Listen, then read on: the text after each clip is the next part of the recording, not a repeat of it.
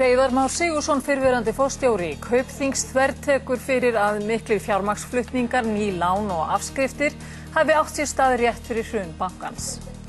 Bankastjóri nýja Kaupþings segir lögbann á fréttaflutning hafi verið nauðsynlegt, traust viðskiptavina hafi vegið þyngra en neikvæð umræða í bloggheimum. Almannahagsmunir eru mikilvægari bankaleynd, segir menntamálaráðherra. Hún boðar endurskoðun á lögum bankaleynd.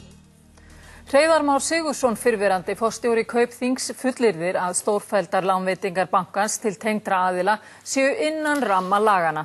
Enn fremur hafnar hann því alfarið að á síðustu dögum bankans hafi miklar fjármagnstilfærslur verið innan bankans, lán hafi verið afskrifuð og ný lán veitt. Lögbann sem sett var á RÚV í gær bindur hendur fréttastofu í umfjöllun það hvort lán til stærstu eigenda og tengdra aðila hafi farið fram úr lögboðnu hámarki. Samkvæmt lögum eiga tengdir aðilar ekki fá lánafyrirgreiðslu umfram fjórðung af eigin fé. Það nam 6 milljörðum evra síðasta haust og fjórðungur því 1500 milljónir evra. Vegna lögbannsins getur fréttastofa ekki notað upplýsingar sem lekið var á síðuna wikileaks.org og sýna til dæmis samtölu allra lána til Existu og tengdra félaga, meðal annars til Robert Cengiz og hans fyrirtækja. Hreiðar Már Sigurðsson fyrrverandi forstjóri Kaupþings vísa því þó alfarið á bug í samtali við fréttastofu í gær að lög hefði verið brotin.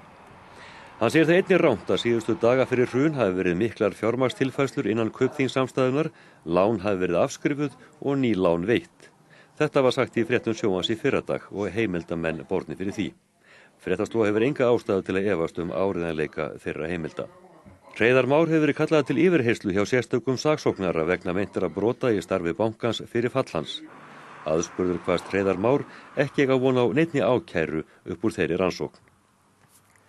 Bankastjóri nýja Kaupþings vill stranga túlkun á lögum bankaleynd. Ef almenningur vilji fá upplýsingar viðskiptavini bankana, þá verði að breyta lögunum. Finnur Sveinbjörnsson, bankastjóri nýja Kaupþings, segir að lögbann gegn fréttaflutningi af trúnaðargögnum sé til að vernda hagsmuni viðskiptavina. Í skýrslunni komi fram viðkvæmar upplýsingar einstaklinga og fyrirtæki sem enn séu í viðskiptum við bankan og mörg þeirra hafi ekki brotið neitt af sér. Nýji Kaupþing hefur verið mjög fús að veita þeim aðilum sem að rannsaka hrunið allar þær upplýsingar sem þeir þurfa á að halda. Fjármálaeftirlitinu, sérstökum saksóknara og rannsóknarnefnd Alþingis. Þannig að það er á engan hátt þannig að bankinn vilji tregðast við að veita upplýsingar eða hilma yfir með tilteknum aðilum. Það er bara alls ekki þannig. Það er sést á viðbröðum við þessu lögbanni að almenningur hefur líka mjög afdráttarlausan vilja að fá upplýsingar það sem var að gerast þarna dagana fyrir hrun. Það er alveg rétt og eins og ég nefndi áðan að þá er þagnarskyldu ákvæði í lögum mjög afdráttarlaust. Og ef það er vilji til þess að bankar veiti almenningi einhverjar upplýsingar núverandi viðskiptavini, að þá verður að breyta lögunum. Finnur segir að bankinn hafi orðið að velja á milli almenningsálits og trausts viðskiptavina. Þetta er augljóslega tvíþætt. Það er umræðan eins og hún hefur verið í bloggheimum og í fjölmiðlum að hún hefur verið frekar neikvæð. En síðan ber að líta á hitt að viðskiptavini bankans eru 100.000. Og það er mikilvægt fyrir bankan til þess að varðveita traust og skapa trausteymind, að gæta trúnaðar við alla þessa viðskiptavini. Umdeildar afskriftir á lánum starfsmanna Kaupþings síðasta haust voru ákveðnar á sama lánanefndarfundi og farið var yfir helstu glærur lán og áhættur.